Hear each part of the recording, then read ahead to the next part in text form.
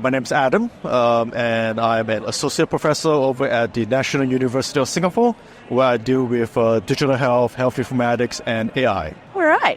So, Digital Health Festival in Australia, what brought you here this year?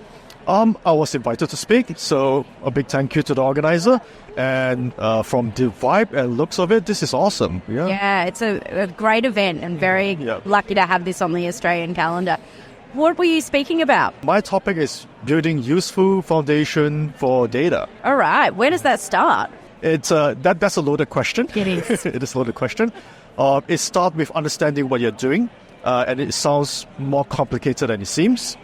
And understanding health data, which is very different from data in general. And the third thing will be a lot of change management, talking with stakeholders, getting them to buy into the vision, and then giving you the money to build the foundation. Yeah. All right. So what aspects of building this foundation are you presenting or presented on stage here at DHF? Right. I presented a holistic overview, highlighting some of the problems that one might encounter, and share them the experience where I've built similar solutions for national projects. And so it's holistic, and hopefully it has been useful. Yeah. So what are some of the lessons that you've learned in your experience of building? Right. I'm going to list it down to 3 to 4 points. Yep. The first most important point is, of course, change management. A lot of conversation with stakeholders. And this might sound very simple. People will go, Adam, that's so obvious. It's more to that, because when you talk to people about some of this stuff, they have an idea, but they do not necessarily understand the complexity. And you know what? They are in positions where their time is more valuable, but it's important to get certain points to them. So that's the first thing, change management. The second thing, which is also a topic which we have to get through to stakeholders during your change management, is understanding that standards is useful. Interoperability, again, more simple than it seems.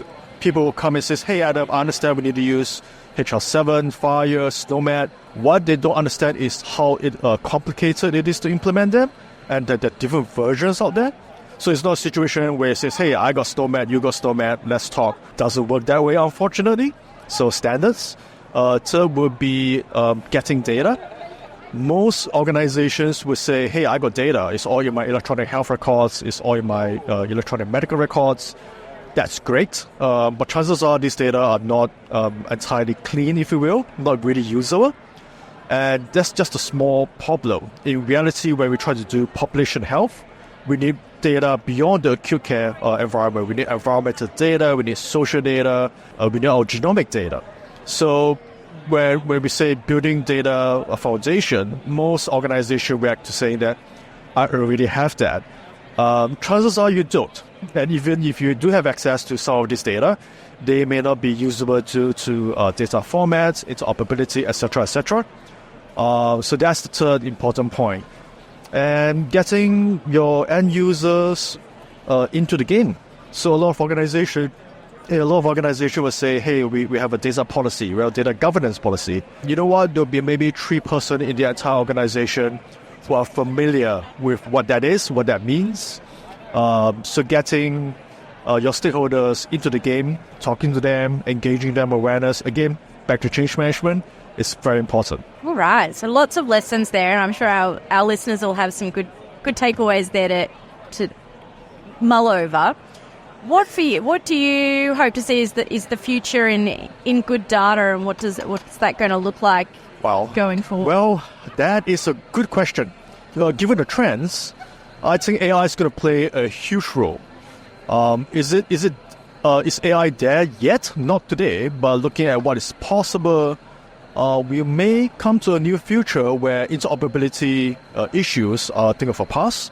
We have generative AI being able to help us harmonize a lot of data, making sense of what that means. This includes contextual understanding, which cause a lot of miscommunication because it's also culture. So yeah, I think in the near future, AI is going to solve a lot of that problem.